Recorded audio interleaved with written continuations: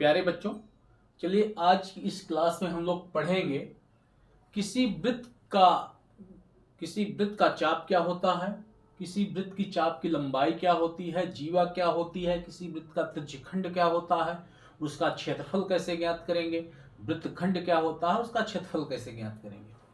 इसके पहले वृत्तों पर संबंधित क्षेत्रफल पर एक वीडियो मैंने डाला था।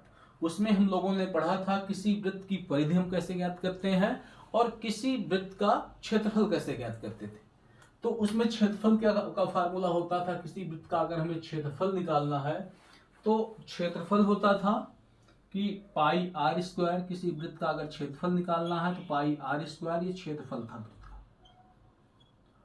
का। और किसी वृत्त की परिधि निकालना है तो वृत्त की परिधि बराबर होती थी 2 पाई आर, जहां पर आर वृत्त की त्रिज्या है।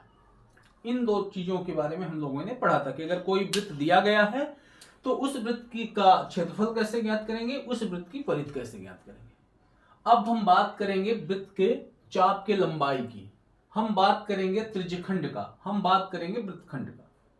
तो जैसे मान लेते हैं कोई ये वृत्त है, इसमें इसके किनारे किनारे की जो ये लंबाई है, यानी अगर किनारे से हम एक डोरी लगाते चले जाएं तो जो डोरी की टोटल लंबाई होगी वो इस वृत्त की परिधि होगी। और अगर इस परिधि में से कोई एक टुकड़ा, जैसे यहाँ पे टुकड़ा कोई है AB, इतना काट लें तो इसी को हम कहते हैं चाप। ये चाप होगा। इस परिधि में से अगर उसका एक टुकड़ा काट लें तो हम इसे कहेंगे चाप। ये चाप AB है। अब इसी में जब हम इसे काटेंगे तो इसी वृत्त में दो चाप बन जाएंगे। एक छोटा इधर वाले टुकड़े को जो हम इससे अगर इसे निकाल लें, काट कर इसे बाहर इस तरह से निकाल लें तो एक ये छोटा सा टुकड़ा बनेगा, एक उधर की तरफ बड़ा सा टुकड़ा बनेगा। तो हम इस छोटे वाले को बोलेंगे लघु चाप, इसे बोलेंगे लघु चाप। और इधर वाले भाग को हम बोलेंगे दीर्घ चाप, इसे बोलेंगे दीर्घ चाप।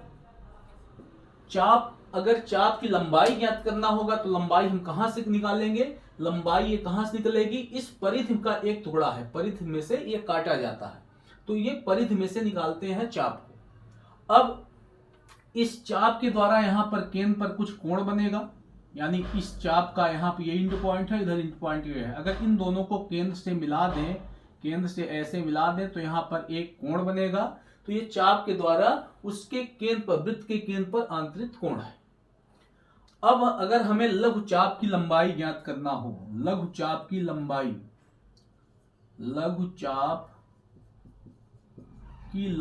अगर ज्ञात करना है तो हम लंबाई अगर ज्ञात करेंगे तो हम लिखेंगे थीटा बटे 360। ये थीटा अपान 360 का मतलब है कि अगर किसी बिंदु से कोई रेखा हम ऐसे घुमा दें तो ये जो रेखा है ये यहां पर 360 अंश का कोण बनाती है। तो अगर हम 360 करेंगे तो ये पूरा एक चक्कर काट हो जाएगा। लेकिन इसका इस 360 का ये जो कोण बनता है, यानी ये जो कोण यहाँ पर केंद्र पर जो कोण बनता है, अगर हम पूरा घूम जाएंगे तो 360 अंश का बनेगा कोण।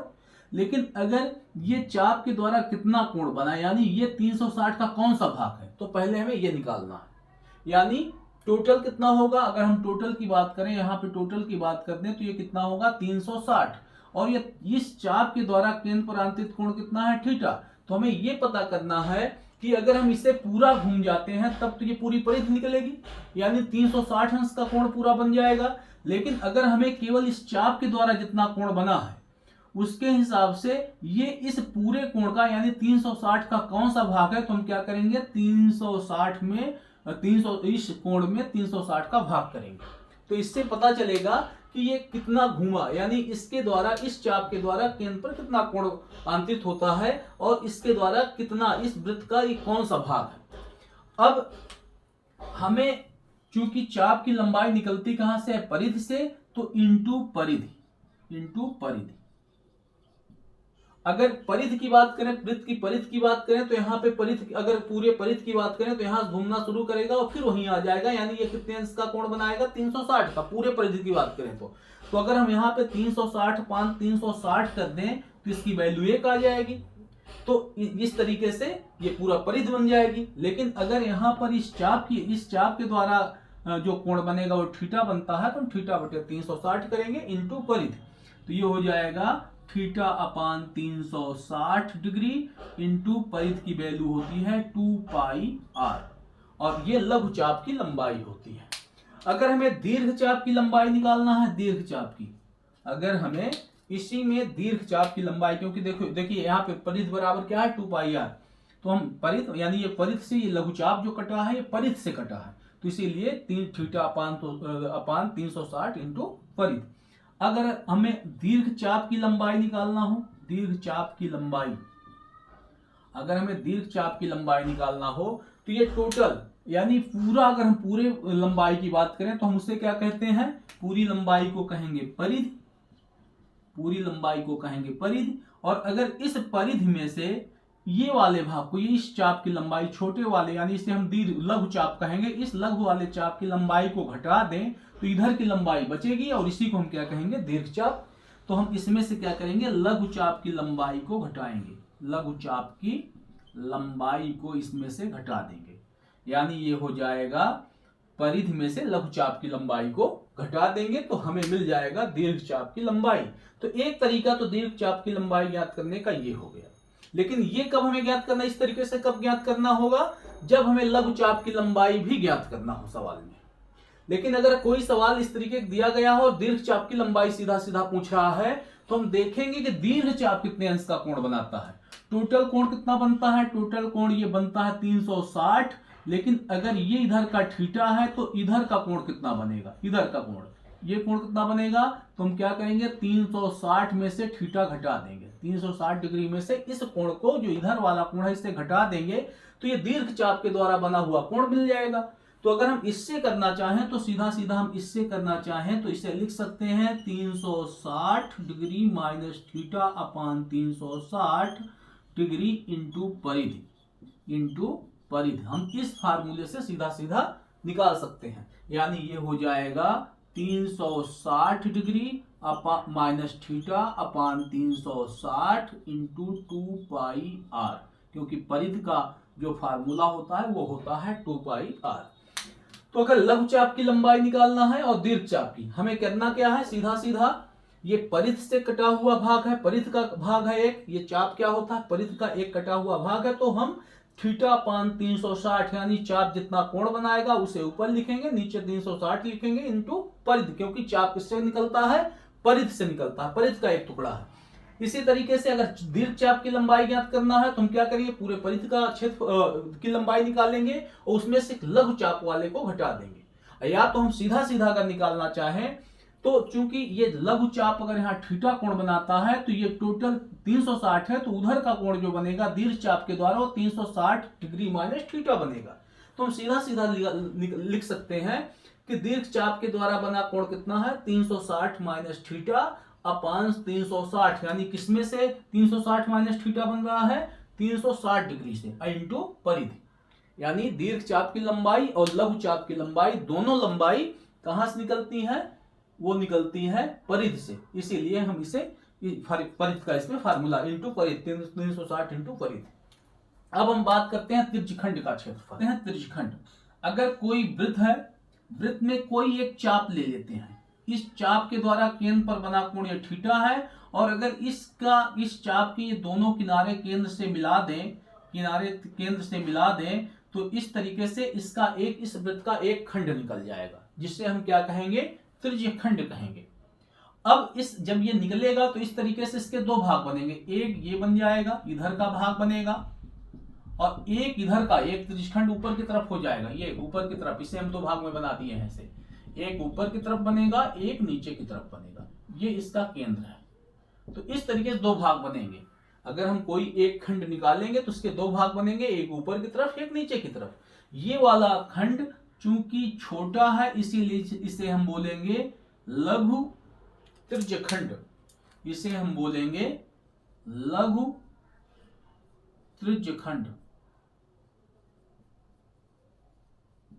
इसे हम बोलेंगे लघु त्रिज्यखंड, इस भाग को बोलेंगे लघु त्रिज्यखंड। और ये वाला भाग जो इसे काट के अगर हम बाहर कर देंगे तो एक ऊपर की तरफ, यानी ये वाला भाग जो इसे अलग से दिखाया है, तो इसे हम बोलेंगे दीर्घ, दीर्घ लघु, दीर्घ त्रिज्यखंड। तो इस तरीके से दो खंड, यानी एक अगर हम टुकड़ा निकालते हैं उसके दो, उस वृत्त के दो टुकड़े हो जाएंगे, एक छोटा होगा एक बड़ा होगा। तो ये जो छोटा होगा उसे हम लघु त्रिज्यखंड बोलेंगे और जो बड़ा होगा उसे हम दीर्घ त्रिज्यखंड बोलेंगे। अब इनके अगर क्षेत्रफल की बात करें, इसके क्षेत्रफल की बात करें, तो अगर हमें त्रिज्यखंड का यानी लघु का निकालना है, लघु त्रिज्यखंड का क्षेत्रफल, त्रिज्यखंड का क्षेत्रफल अगर हमें निकालना है तो ये किससे निकलेगा? ये देखो इसमें भी ये जो चाप है ये कितने अंश का कोण बना रहा है? तो यहाँ पे थीटा, तो यहां भी हमें लिखना है थीटा अपान कितने में से? 360 में से कितना बना रहा है? थीटा। ये वाला जो त्रिज्यखंड है कोण कितना यहां बनाता है केंद्र पर? ये केंद्र है, कितना कोण बनाता है? थीटा। तो थीटा अपान टोटल कितना होता है? 360, यानी 360 में से कितना बनाता है? थीटा कोण। और ये किससे निकलता है? त्रिज्यखंड किससे निकलता है? वृत्त के क्षेत्रफल, यानी इस वृत्त से निकलता है। तो इसमें क्या करना होगा? हमें करना होगा वृत्त का क्षेत्रफल, वृत्त का क्षेत्रफल, वृत्त का क्षेत्रफल, यानी वृत्त का जो क्षेत्रफल होगा उसका कौन सा भाग होगा लघु त्रिज्यखंड का क्षेत्रफल?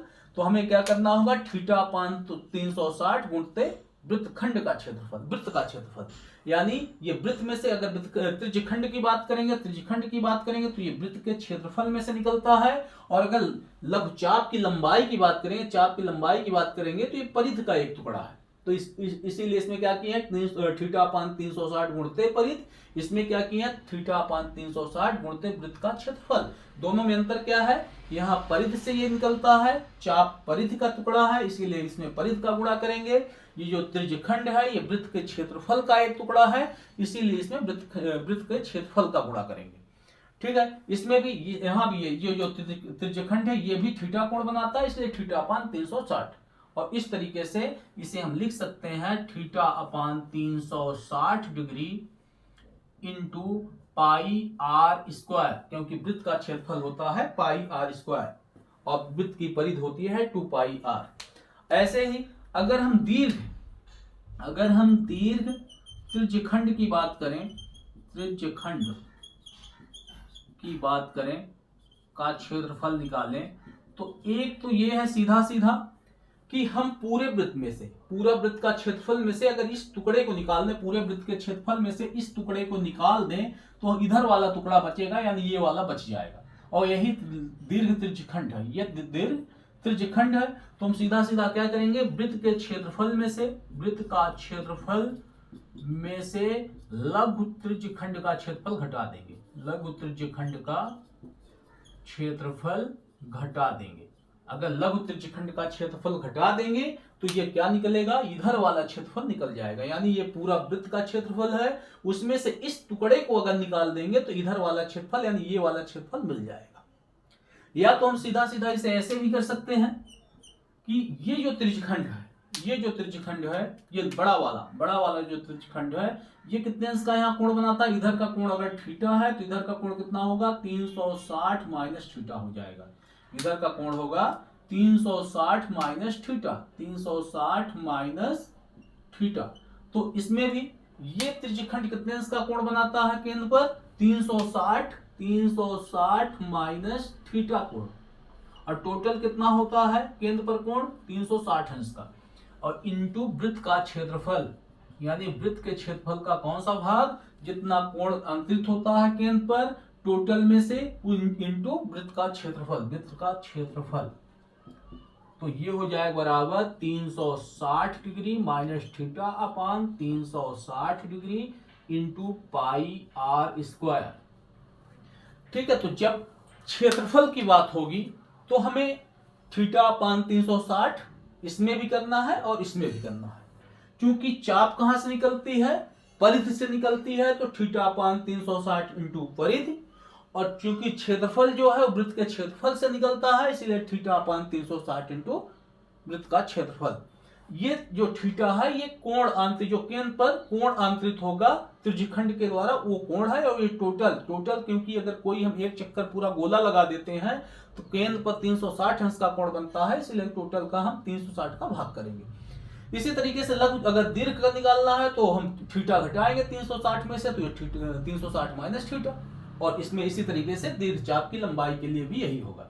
तो अगर चाप की लंबाई की बात होगी तो थीटा अपान 360 इंटू परिधि, क्योंकि परिधि का टुकड़ा है। और अगर क्षेत्रफल की बात होगी, त्रिज्यखंड के क्षेत्रफल की बात होगी तो थीटा अपान 360 इंटू वृत्त का क्षेत्रफल।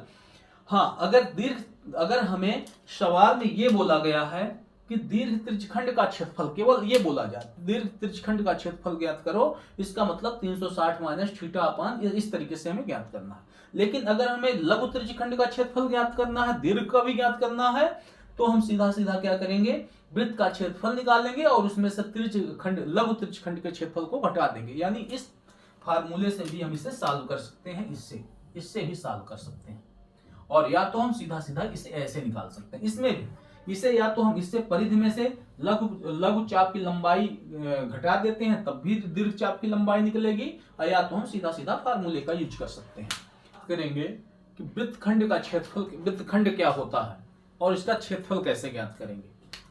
तो यदि यहां पर कोई जीवा, वृत्त पर कोई ये जीवा है, ये जीवा है, वृत्त की ये जीवा है, और ये जीवा पूरे वृत्त को दो भागों में बांट देती है। यहां पर मान लेते हैं ये केंद्र है, इसका ये केंद्र है, दो भागों में बांटती है। इस वृत्त को दो भागों में जीवा बांट देती है। तो एक भाग बड़ा है, एक भाग छोटा है। बड़े वाले भाग को हम बोलेंगे दीर्घ वृत्तखंड और छोटे वाले को बोलेंगे लघु वृत्तखंड। तो इसका क्षेत्रफल में, यानी इस जैसे कि ये जीवा है, ये जीवा दो भाग बनाएगी, एक भाग इधर की तरफ है, एक भाग ये इधर की तरफ है, और एक भाग अगर हम इसी को इस तरीके से इधर यहां बना लें अलग से, तो एक भाग ऊपर की तरफ हो जाएगा, ऊपर की तरफ हो जाएगा। ये दो भाग हैं। इस भाग को हम बोलेंगे, इस भाग को बोलेंगे लघु वृत्तखंड, ये लघु वृत्तखंड है। इधर वाला जो भाग है इसे बोलेंगे दीर्घ।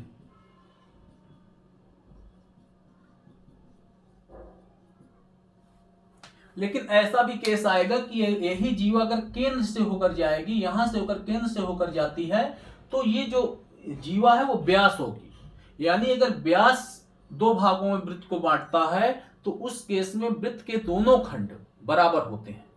यानी लघु वृत्तखंड और दीर्घ वृत्तखंड ये दोनों बराबर हो जाते हैं। यानी वो पूरा वृत्त को दो बराबर भागों में बांट देता है। तो वो अर्धवृत्त, उसमें हम सीधा सीधा वृत्त का क्षेत्रफल अपान 2 कर सकते हैं, यानी आधा वृत्त।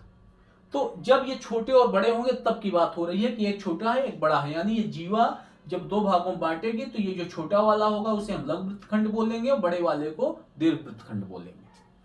अब इनका अगर क्षेत्रफल बताना है हमें, अगर इसका क्षेत्रफल बताना है कि इसका क्षेत्रफल क्या होगा, तो हमें करना क्या होगा, ये इसका क्षेत्रफल हमें बताना है कि इसका क्षेत्रफल, ये जो ब्लैक कलर के अंदर है, इसका क्षेत्रफल क्या होगा।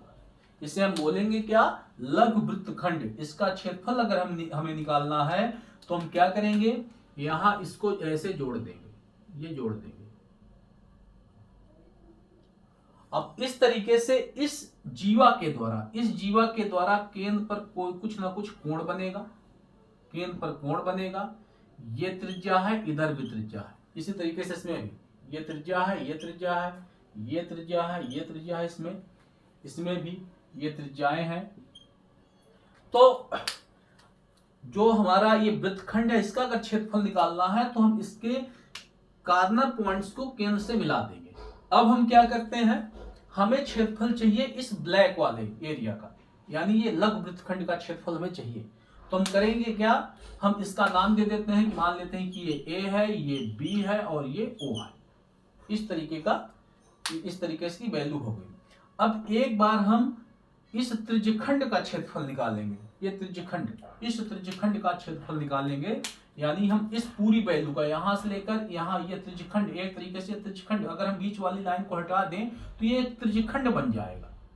तो ये लघु त्रिज्यखंड है, इसका क्षेत्रफल निकाल के उसमें से अगर इस इस त्रिभुज का क्षेत्रफल यानी ओ ए बी, ये जो त्रिभुज है, इस त्रिभुज का क्षेत्रफल घटा देंगे तो ये वाला क्षेत्रफल बच जाएगा। यानी एक बार हमें क्या करना है, इस त्रिज्यखंड का यानी यहां से इस त्रिज्यखंड का हमें क्षेत्रफल निकालना है। यहां से ये क्षेत्रफल का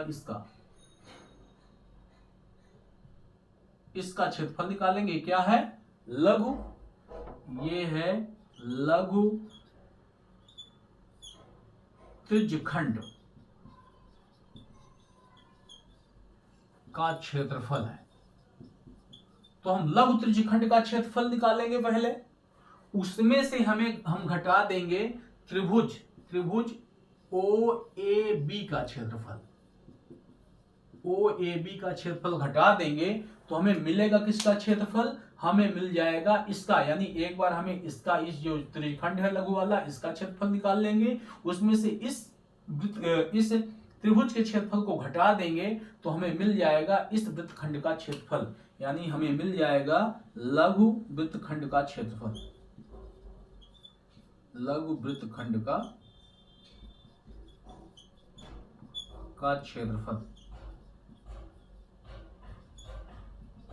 इस क्षेत्रफल मिलेगा और ये इसके बराबर हो जाएगा। तो इस तरीके से अगर हमें वृत्तखंड का क्षेत्रफल निकालना है, वृत्तखंड का क्षेत्रफल निकालना है, तो पहले हम त्रिज्यखंड का क्षेत्रफल निकाल लेंगे, उसके द्वारा बना केंद्र पर जो त्रिज्यखंड है उसका क्षेत्रफल निकालेंगे, फिर जो ये त्रिभुज है इस त्रिभुज के क्षेत्रफल को घटा देंगे तो हमें उस लघु वृत्तखंड का क्षेत्रफल निकल जाएगा। अगर इसी में अगर दीर्घ का निकालना है, दीर्घ वृत्तखंड का क्षेत्रफल निकालना है,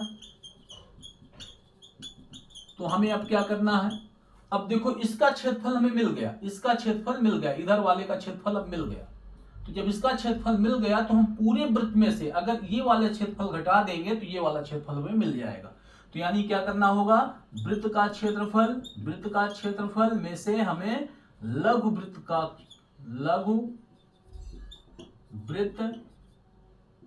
खंड का क्षेत्रफल हमें घटाना है। घटा देंगे तो हमें दीर्घ वृत्तखंड का क्षेत्रफल मिल जाएगा। तो हम लोगों ने यहां पर देखा कि चाप, लघु चाप की लंबाई, लघु चाप क्या होता है, दीर्घ चाप क्या होता है, त्रिज्यखंड क्या होता है, लघु क्या होता है, दीर्घ क्या होता है, वृत्तखंड लघु क्या होता है, दीर्घ क्या होता है।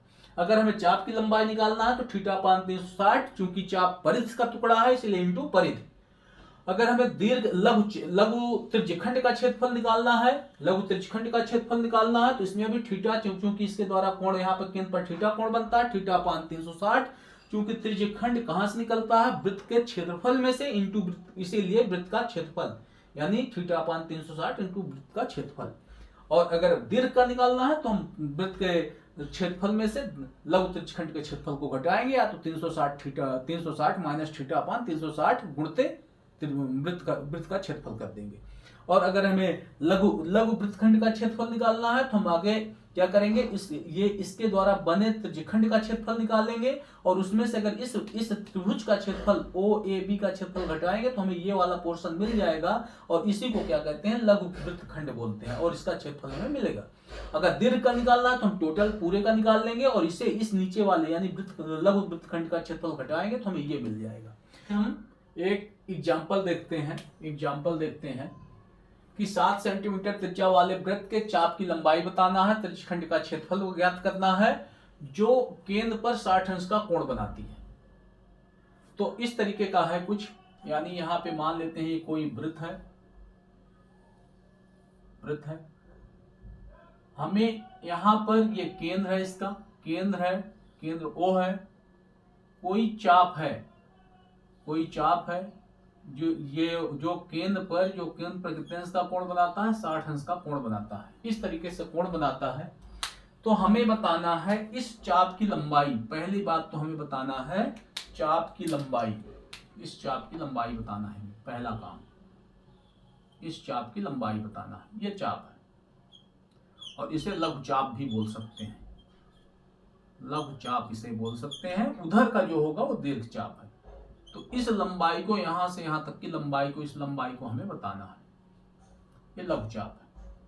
मान लेते हैं ये A है, ये B है। क्योंकि इसकी त्रिज्या 7 सेंटीमीटर है तो 7 ये भी होगा और 7 ये भी होगा। तो लघु चाप की लंबाई बताना है अगर, तो लघु चाप का फार्मूला होता है, थीटा कोण दिया गया है, थीटा बराबर 60 डिग्री, त्रिज्या दी गई है, त्रिज्या r बराबर दिया गया है 7 सेंटीमीटर।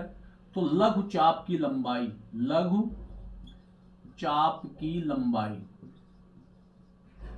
हमें लघु चाप की लंबाई अगर निकालना क्या होता फार्मूला, थीटा अपान 360। अगर चाप की बात करें तो चाप कहां से निकलता है, परिधि का एक टुकड़ा है, तो इंटू परिधि, इंटू परिधि, इंटू परिधि। अब ये हो जाएगा थीटा अपान 360 डिग्री, थीटा की वैल्यू है 60 अंश, और परिधि का फार्मूला होता है 2 पाई आर। क्योंकि यहां पे परिधि का गुणा क्यों करेंगे, क्योंकि परिधि जो चाप होता है वो परिधि से निकलता है। अगला क्वेश्चन है कि 14 सेंटीमीटर त्रिज्या वाले वृत्त के त्रिज्यखंड का क्षेत्रफल ज्ञात करना है जो 30 अंश का कोण बनाता है। यानी हमें इस तरीके का एक वृत्त दे दिया गया है, इसमें हमें ऐसे त्रिज्यखंड का क्षेत्रफल निकालना है जो यहाँ पर 30 अंश का कोण बनाता है। त्रिज्यखंड है यहाँ पे 30 अंश का कोण बनाता है, और ये कितने, इसकी जो त्रिज्या है वो 14 सेंटीमीटर है, ये भी 14 है और इधर भी 14 सेंटीमीटर है। तो हमें इस त्रिज्यखंड का क्षेत्रफल इसका निकालना है हमें क्षेत्रफल। तो थीटा कोण हमें दिया गया है 30 अंश, हमें त्रिज्या दी गई है, त्रिज्या r दी गई है, त्रिज्या r बराबर दिया गया है 14 सेंटीमीटर। हमें त्रिज्यखंड का क्षेत्रफल निकालना है, तो त्रिज्यखंड का लघु, अगर त्रिज्यखंड केवल बोला जाएगा तो हम लघु की निकालेंगे, अगर दीर्घ बोल दिया जाएगा तब तो हम दीर्घ का निकालेंगे। वैसे अगर केवल त्रिज्यखंड बोला गया है तो हम लघु त्रिज्यखंड का क्षेत्रफल निकाल लेंगे, त्रिज्यखंड का क्षेत्रफल। तो लघु त्रिज्यखंड का क्षेत्रफल क्या होगा, थीटा अपान 360, यानी ये त्रिज्यखंड कितने अंश का कोण केंद्र पर बनाता है, और अपान 360 इंटू वृत्त का क्षेत्रफल की बात कर रहे हैं इसीलिए वृत्त का क्षेत्रफल। हम त्रिज्यखंड के क्षेत्रफल की बात करेंगे तो यहाँ वृत्त के क्षेत्रफल का गुणा कर देंगे। वृत्त का क्षेत्रफल, थीटा की वैल्यू कितनी है 30 अंश बटे 360 गुणते वृत्त का क्षेत्रफल होता है पाई आर का स्क्वायर। इससे कैंसिल, 3 से काटे, 3 कम 3 और ये हो जाएगा 12, यानी 1/12 गुणते पाई की वैल्यू 22/7 गुणते आर की वैल्यू होगी 14 का स्क्वायर, यानी हो जाएगा 1 इसे अगर काटे हम यहाँ से तो ये यहाँ पे काटेंगे 6 होगा, यहाँ काटेंगे 11 होगा, तो ऊपर हो जाएगा 11 गुणते 14 गुणते 14 बटे 6 गुणते 7। इससे काट सकते हैं, इसे काटेंगे तो यहाँ हो जाएगा 2, इससे काटेंगे इसे तो ये बचेगा 3, यानी यहाँ पे काटेंगे 2 कम 2 2 3 6 बराबर 14 और 11 का गुणा करेंगे तो हो जाएगा 4 154 बटे 3 सेंटीमीटर स्क्वायर। क्योंकि त्रिज्या सेंटीमीटर में है तो इसका मतलब सेंटीमीटर स्क्वायर, इसका भाग भी कर सकते हैं। इसका बोला गया है सवाल में कि एक जीवा है जो केंद्र, यहाँ पर केंद्र है, वृत्त का केंद्र है, जीवा केंद्र पर समकोण बनाती है, जीवा केंद्र पर समकोण,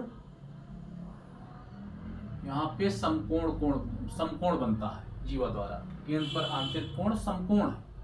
क्वेश्चन नंबर 5 है, इसमें बोला गया कि एक जीवा है, ये जीवा है यहाँ, ये केंद्र पर समकोण बनाती है, और इसकी जो वृत्त है वो वृत्त की जो त्रिज्या है वो 10 सेंटीमीटर है, 10 सेंटीमीटर त्रिज्या है, और ये जो वृत्त है ये केंद्र पर 90 अंश का कोण बनाता है। तो हमें बताना है इस लघु वृत्तखंड का क्षेत्रफल, ये क्या है, लघु वृत्तखंड का क्षेत्रफल बताना है हमें, इस लघु वृत्तखंड का क्षेत्रफल हमें बताना है। हमें थीटा दिया गया है, थीटा कितना, कोण कितना बनता है 90 अंश का। हमें त्रिज्या दी गई है, r बराबर कितना है, ये r बराबर 10 सेंटीमीटर है। हम इसका नाम a दे देते हैं, इसका नाम जीवा का नाम a भी दे देते हैं। कोई a भी जीवा है, ये केंद्र पर 90 अंश का कोण बनाती है, और इस वृत्त का, जिस वृत्त की ये जीवा है उसकी त्रिज्या कितनी है 10 सेंटीमीटर है। तो इस तरीके से दो खंड बनेंगे, एक इस जीवा से नीचे की तरफ, एक ऊपर की तरफ। हमें इस नीचे वाले यानी लघु वृत्तखंड का क्षेत्रफल ज्ञात करना है। तो अगर वृत्तखंड का क्षेत्रफल ज्ञात करना है, फार्मूला क्या होता है, पहली बात तो हम पूरे इस त्रिज्यखंड का क्षेत्रफल निकालेंगे। पहले क्या करेंगे, इस पूरे त्रिज्यखंड का क्षेत्रफल निकाल लेंगे, यानी यहां से ये पूरी वैल्यू निकाल लेंगे। फिर इस त्रिभुज के क्षेत्रफल को घटा देंगे, तो लघु वृत्तखंड का क्षेत्रफल क्या होगा, त्रिज्यखंड का, लघु त्रिज्यखंड का पहले क्षेत्रफल निकालते हैं, लघु त्रिज्यखंड का क्षेत्रफल तो क्षेत्रफल क्या होता है, थीटा अपान 360 गुणते वृत्त का क्षेत्रफल। अगर हमें त्रिज्यखंड का क्षेत्रफल निकालना है तो थीटा अपान 360 गुणते वृत्त का क्षेत्रफल। तो थीटा की वैल्यू यहाँ पे 90 डिग्री है, तो यहाँ रख देंगे 90 अंश बटे 300, 90 अंश बटे 360 डिग्री इंटू वृत्त का क्षेत्रफल यानी पाई आर स्क्वायर, इससे कैंसिल करेंगे, 9 चौक 36, 4 यानी 1/4, पाई की वैल्यू 22/7, आर की वैल्यू 10 का स्क्वायर।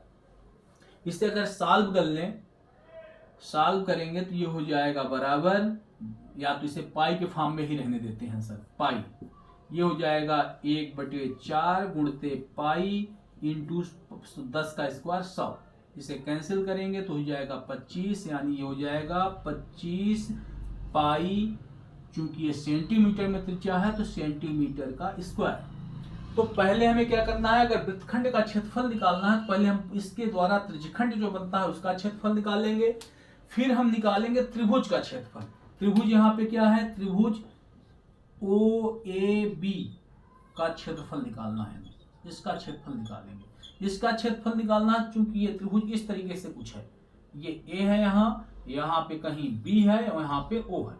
क्योंकि यहाँ पे जो कोण बनता है 90 अंश का बनता है, तो ये समकोण है। तो अगर समकोण त्रिभुज का क्षेत्रफल निकालना है तो समकोण त्रिभुज का क्षेत्रफल जो होता है, त्रिभुज का क्षेत्रफल जो होता है वो होता है 1/2 आधार गुणते लंब या ऊंचाई।